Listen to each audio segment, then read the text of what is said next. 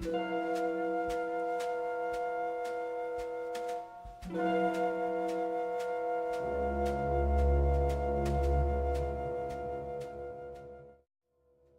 was a dark and stormy night when I was called to the scene of the murder. I was called back to the club by the Big Cheese shortly after I had left from my nightly gig as a musician. When I walked in, the boss hurried over to me and led me back into the dressing room. The first thing I noticed was the smell of fresh blood in the air and a dame laying at my feet. She was all dolled up in a dress. I recognized her from last night. Betty McGuire, the showgirl. The boss told me that they found her in a friend's dressing room. Margaret McNabb. That, my friend, was the first clue in a room littered with evidence. As I looked closer, only two things stood out: a tube of lipstick on the ground and a bright red flower in her hand. Here's the thing. This isn't the first time that I've seen these two items.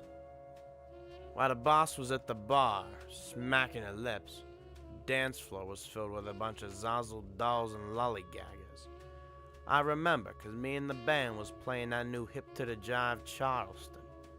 One flower lover in particular had more than just a pretty face. She also had a big fat rose plowed right in the middle of her jet black hair. As we were finishing up our last set, I saw Betty leaving the dance floor with Margaret McNabb close on her tail. At the time, I didn't think nothing of it, but now I gotta get these gals' stories. All right, Davis, bring her in.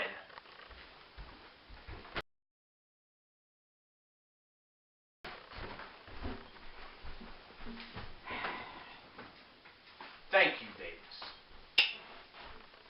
Now, time for some questioning. All right, McNabb, what was you doing after the dance last night? I was with a real cake eater. Don't try to play innocent. I know that you bumped off Betty after your shift. Bourgeois, I would never kill Betty. She was my best gal. Then why was she in your dressing room? Well, maybe I had a slight beef with her. She knew how bad I wanted that new gig, but she turned around and took it. Even called me a healer, but I'd never even think of killing her. Try that gold digger Joanna. She was getting a real lather over something with Betty afterward. Get a wiggle on, Margaret, but I got my eye on you.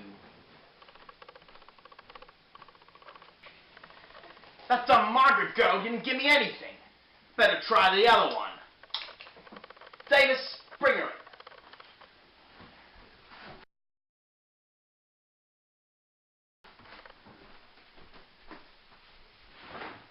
Thank you very much, Davis.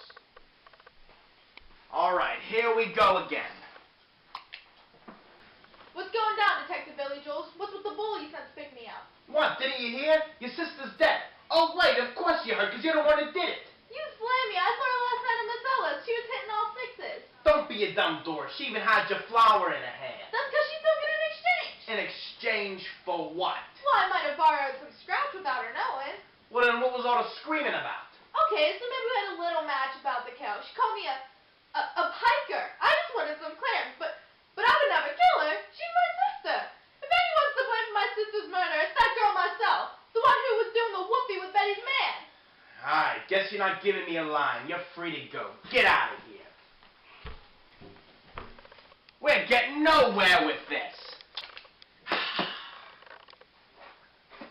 All right, Davis, bring in the final suspect.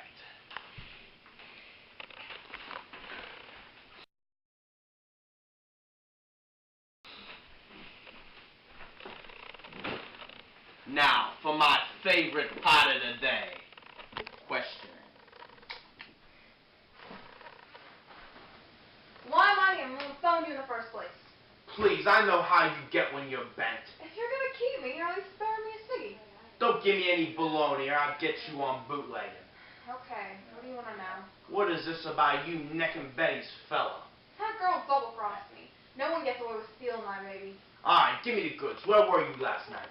Daddy, I was with that dude dropper Nikki. This old screwy shoe, they kicked him out and I gave him a get up for the night. Not so good. Now you're digging yourself deeper. That's just static. We already checked in with Nicky. He was taking his A-burner for a spin. I hadn't seen you for hours. I even found your lipstick at the scene of the crime. That's a Lollapalooza. Keep it with me whenever I go. Alright, stop lying. I'm done with this. That's it. You're going to the big house. Davis, bring her in. Stop! You can't do this. I did not kill her. What are you thinking? Get away from me! Stop!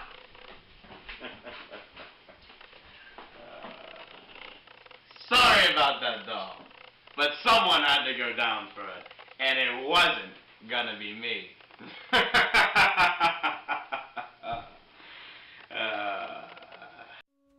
You see, Betty seen something that she shouldn't have. And someone had to keep her from beating her gums. We were cleaning up for the night when that poor little sap saw my beauty in my saxophone case.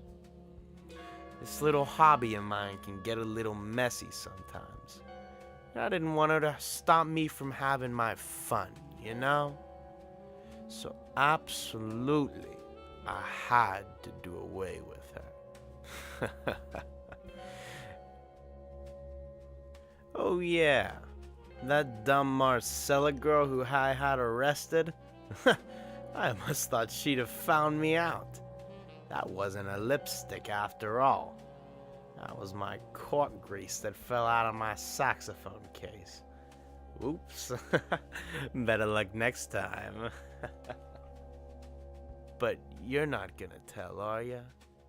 Otherwise, you're gonna be next. And we don't want that, do we?